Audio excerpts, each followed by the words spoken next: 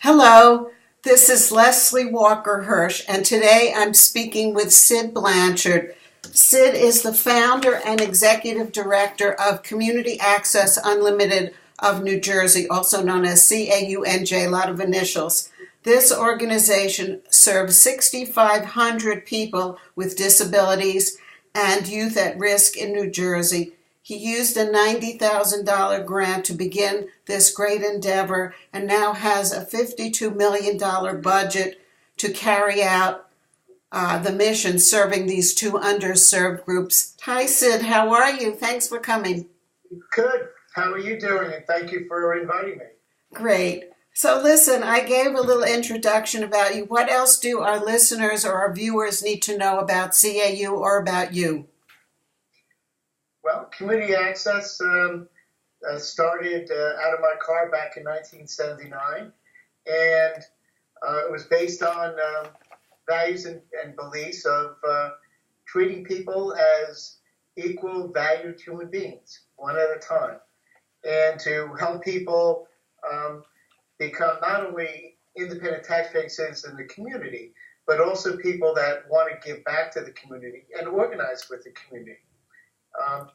People that believe that if one group or person in the community is disrespected, not valued, then nobody in the community can be valued.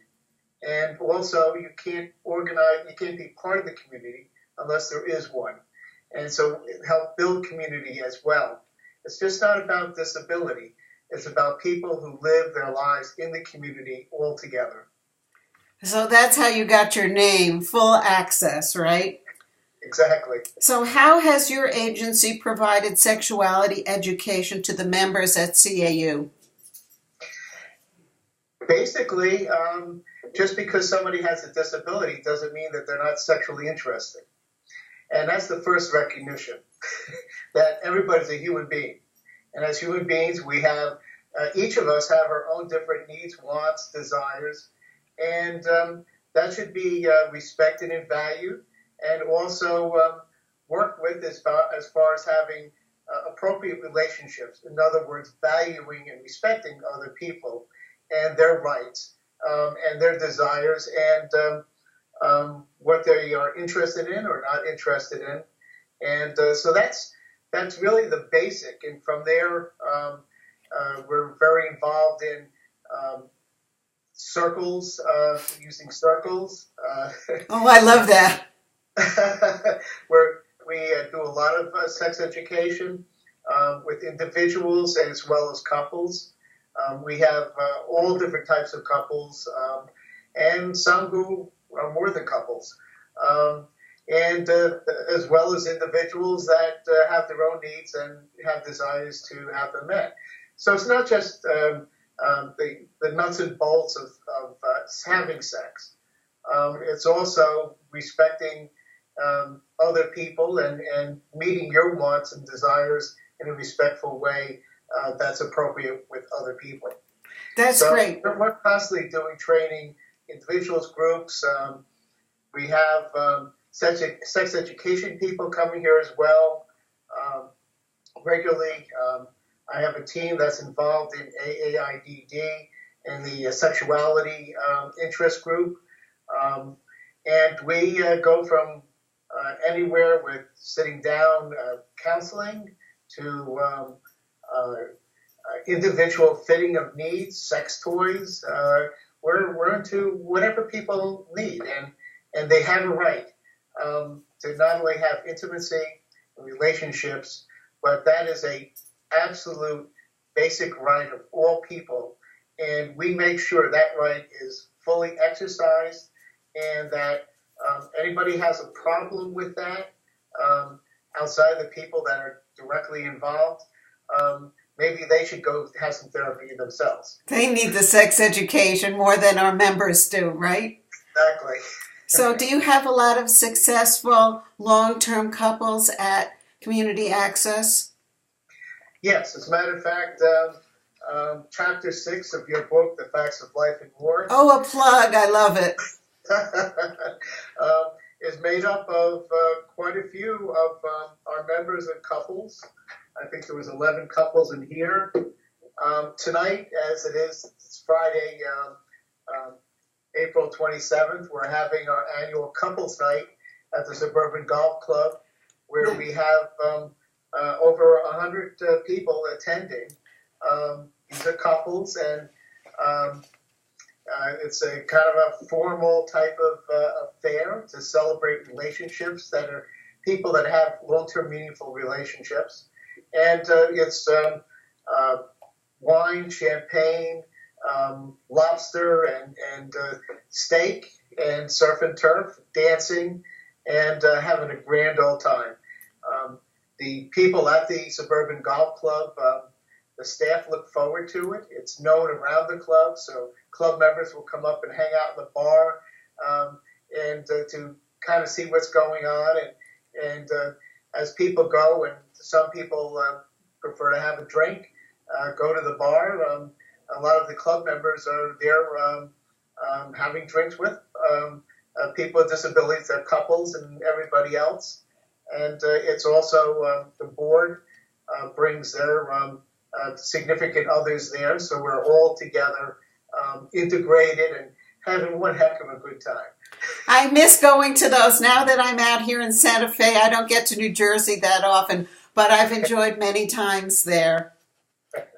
So what kinds of different supports do couples need to be successful that's different from people who are not part of a couple? Well, that's a hard question. Well, you thought they'd all be easy? Come on. That's a hard question because everybody's a human being. Everybody has total differences and likenesses. Everybody needs work on relationships. It's a job, having a relationship, and something that you have to attend to. So some of our folks don't need any support. They're just fine. Others need somebody to talk to. Some have issues that maybe need mediation. So we have individual, group counseling, sex education, according to whatever the need is. But this is our folks are male and female relationships, male and male, female, different combinations, cross-dressing, and all that kind of stuff, which is welcome to the world. Here in Elizabeth, 125,000 people, I have no doubt, and matter of fact, I can verify, I can go out and to the club or anywhere else, and there are people with stories of relationships, married, unmarried, used to be married, used to have relationships, talking about what the issues are. I really don't see much difference. Perhaps if you're into children and somebody has a physical disability or it needs some adaptation or some kind of accommodations, that might be a little different. We're talking about human beings here. Yes, and so they are, and so we are. We're all in this on this boat together. Exactly. So what other ways besides romantic and couples ways does CAU facilitate community inclusion? I know going to a club or being at the golf club is one way, but I'm sure there's many others. Every day is an inclusion. Whether it's belonging to professional organizations like AIDD, which our members do belong to and go to the conferences, do presentations, and whether it's belonging to Interfaith Coordinating Council. So next week, a lot of our people have faith that they want to be involved with. It's not a requirement at CAU.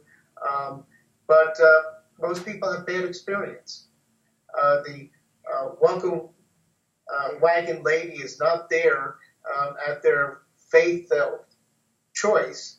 Oftentimes people see people coming in and don't welcome them, don't call to see if they're not attending, don't follow up, don't ask people to participate. Matter of fact, they're very happy if they don't show up again. And so that's been the experience for most of our people their whole lives. So at Community Access, we, meaning not only CAU staff and board and volunteers, but also people with disabilities, and also the young people we support, have organized a Union County Interfaith Group made up of over 50 different faiths in Union County that meet monthly and are very active in organizing, particularly on general causes of immigration and re-entry from prison and everything that, and are out there on the street with everybody else demonstrating. And next week we have 200 people, about 30 different faiths who are coming to the club, the Suburban Golf Club. Everybody seems to like it at the club. And basically it's called Faith in Action. We've done this a number of times where faith groups solicit and actually have a contest among themselves to see how many people they can recruit, people with disabilities and young people that have we support, to come to their religious organization. We have people that are seeking, and the challenge to the faith groups is, do you have anything that they're looking for? And we have a lot of people that have connected with a lot of different faith organizations over the years, so they're not rejected. They're actually solicited. And every year we do this, and it becomes a bigger and bigger event. We have people that are heavily involved in voting. So we have politicians that come and meet our members who are voters. And they vote better than senior citizens on election day. And they know the issues. And we have politicians coming to do pizza parties with everybody and present it to what their causes are. And we have a number of members that actually are paid poll watchers to watch people vote, make sure the wrong people don't vote. We have people that are involved in local gyms, the Ys, everything that you can imagine anybody else belongs to, our members are there, and as well as our young people that we support. So oftentimes I find, and a number of our support staff find, that we get integrated into the community because members will say, well, why don't you come with me? It's a two-way street here. It is, and very much you make it a two-way street to the best that's possible. So if someone wanted to know more about Community Access Unlimited of New Jersey, how would they go about finding you? We have a web location, www.cauNJ.org. And just look that up, and that will get you into everything that you wanted to know, or if you want to know more, there's additional contacts, www.cauNJ.org. Wonderful. Sid, thank you for taking time out from your busy day and being so included and including others. And it's wonderful to speak with you, and I'll see you again. Thanks again, dear. Well, thank you. Bye-bye. Bye-bye.